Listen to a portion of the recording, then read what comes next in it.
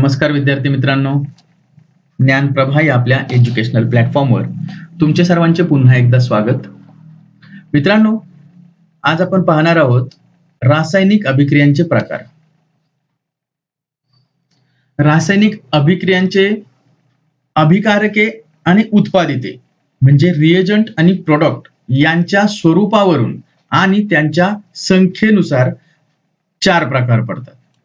बघा, म्हणजे जे अभिकारके आणि उत्पादिते आहेत, प्रोडक्ट आणि रिएजंट आहे, त्यांच्या स्वरूप आणि संख्येवरून 4 प्रकार या ठिकाणी आपण पाहणार आहोत.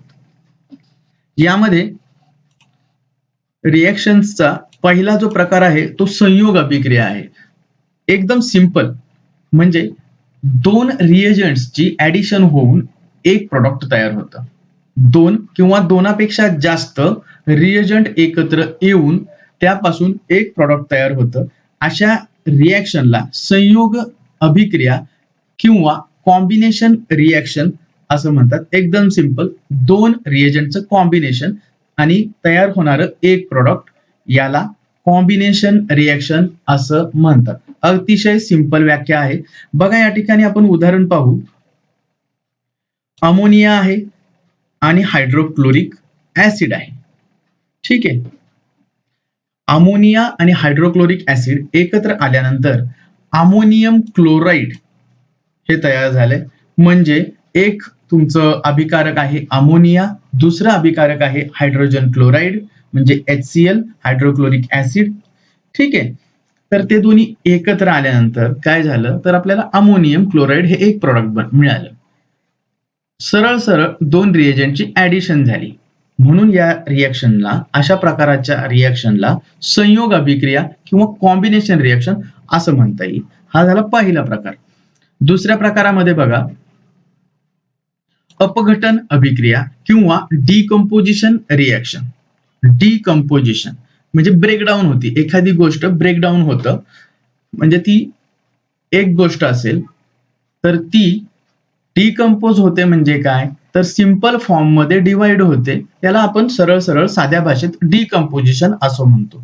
तर डिकम्पोजिशन रिएक्शन किंवा अपघटन अभिक्रिया यामध्ये काय होतं, एक रिएजंट असतं, एकच अभिकारक असतं आणि त्याचं रूपांतर म्हणजे जे प्रोडक्ट मिळतात, एंड प्रोडक्ट मिळतात, ते 2 किंवा त्याच्यापेक्षा जास्त असे प्रोडक्ट मिळतात. म्हणजे त्याचं विखंडन होतं, थोडक्यात म्हणजे त्याचे पार्ट होतात. अशा अभिक्रियेला डिकम्पोजिशन किंवा अपघटन अभिक्रिया असं म्हणतात. उदाहरणामध्ये बघा, एक साखर, आपली घरातली जी साखर आहे, तर तुम्ही प्रयोग पण करून बघू शकता. साखरेला जर नुसत्या साखरेला आपण उष्णता दिली तर होईल काय, उष्णता जशी जशी आपण देऊ तशी साखर काळी पडत जाईल. ओके, म्हणजे त्याच्यातून वाफा पण निघतील. त्या वाफा म्हणजे काय असतील, तर पाण्याच्या वाफा असतील. म्हणजे H2O तिथं आलं आणि शेवटी जो काळा रेसिड्यू उरेल तो असतो कार्बनचा रेसिड्यू. आलं लक्षात? म्हणजे साखर एक कॉम्प्लेक्स एक अभिकारक झालं आणि त्यापासून त्याच विखंडन झालं. दुसरा कुठलं रिएजंट इथं ऍड झालेलं नाहीये. उष्णता दिली, फक्त उष्णता हा घटक त्यामध्ये इन्व्हॉल्व झालाय. साखरेला उष्णता दिल्यानंतर कार्बन आणि H2O म्हणजे पाणी, असे 2 घटक जे साखरेमधूनच वेगळे झाले. आलं लक्षात? जसं पहिल्या प्रकारच्या रिएक्शन मध्ये आपण काय पाहिलं, की 2 घटक आहेत, ते एकत्र येऊन प्रोडक्ट तयार होतं आणि त्याच्या एक्झॅक्टली रिव्हर्स एक घटक आहे, त्याला त्याच्यापासून 2 किंवा 2पेक्षा जास्त घटक तयार होतात. साखरेचं उदाहरण इथं या ठिकाणी आपण डिकम्पोजिशन रिएक्शन म्हणून घेतलं आहे. आलं लक्षात? तिसऱ्या प्रकारची रिएक्शन आहे विस्थापन अभिक्रिया किंवा डिस्प्लेसमेंट रिएक्शन. बघा, नाव सांगून जातं, डिस्प्लेसमेंट होतं. डिस्प्लेसमेंट रिएक्शन मध्ये कशाचं तरी डिस्प्लेसमेंट होतं, इतकं तर आपल्याला नक्कीच लक्षात येईल. बघा, जेव्हा एका संयुगातील कमी अभिक्रियाशील मूलद्रव्याच्या आयनाची जागा दुसरे अभिक्रियाशील मूलद्रव्य स्वतः आयन बनवून घेते. इतक्या क्लिष्ट भाषेमध्ये आपल्याला समजावून घेण्याची हे नाहीये, गरज नाहीये. थोडक्यातच सांगतो बघा. डिस्प्लेसमेंट होतं म्हणजे काय? उदाहरण बघू आपण.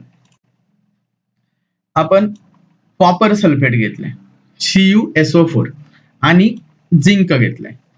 ठीक आहे. हे दोन रिएजंट आहेत. त्याच्यामध्ये होतंय काय की SO4 हा आयन त्याच्यामध्ये आहे.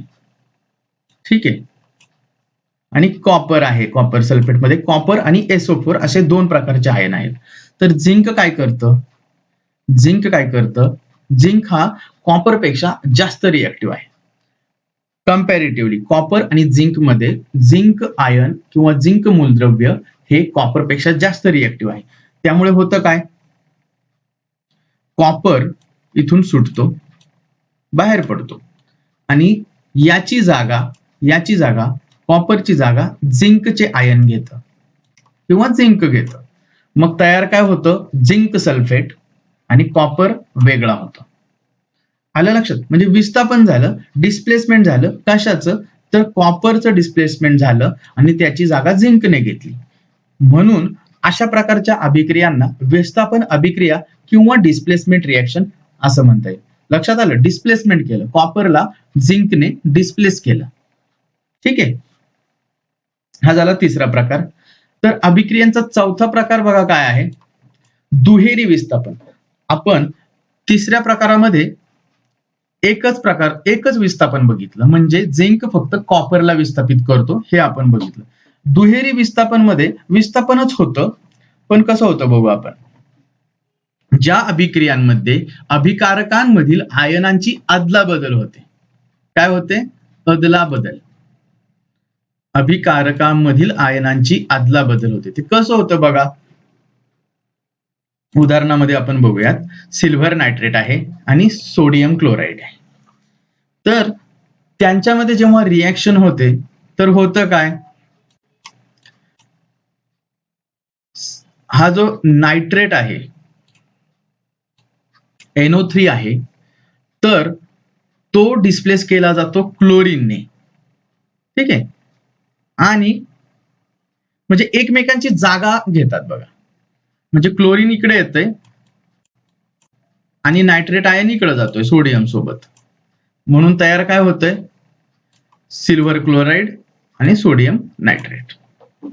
लक्षात आलं? आयनांची अदलाबदल म्हटलं तर दुहेरी विस्थापनच होतं, पण क्लोरीन करतंय नायट्रेटचं विस्थापन आणि नायट्रेट पण करतंय क्लोरीनची जागा घेते, ते अदलाबदली होते.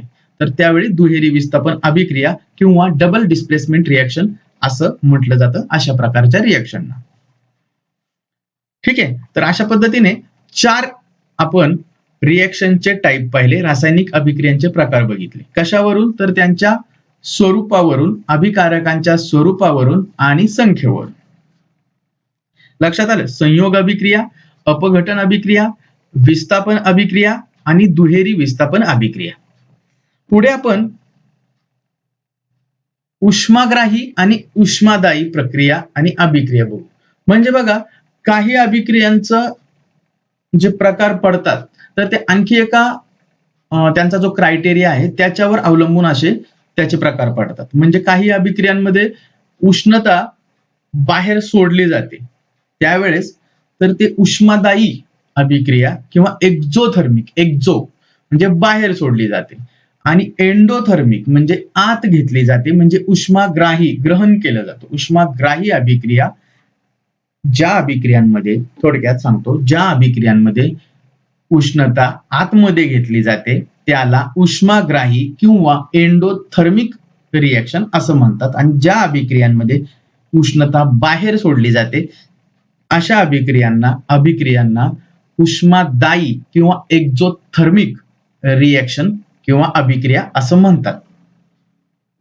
बघा, या ठिकाणी उष्माग्राही आणि उष्मादायी अभिक्रिया सुद्धा असतात, त्याच मेन आपण पाहणार आहोत. पण काही प्रोसेसेस असतात आपल्याला समजण्यासाठी. काही प्रोसेसचं उदाहरण इथं पाहूयात आपण, की ज्यातून उष्णता बाहेर पडते किंवा उष्णता ग्रहण केली जाते. थोडक्यात सांगायचं झालं तर पाण्याचा ज्यावेळेस बर्फ होतो बघा, पाण्याचा ज्यावेळेस बर्फ होतो त्यावेळेस उष्णता घेतली जाईल का सोडली जाईल?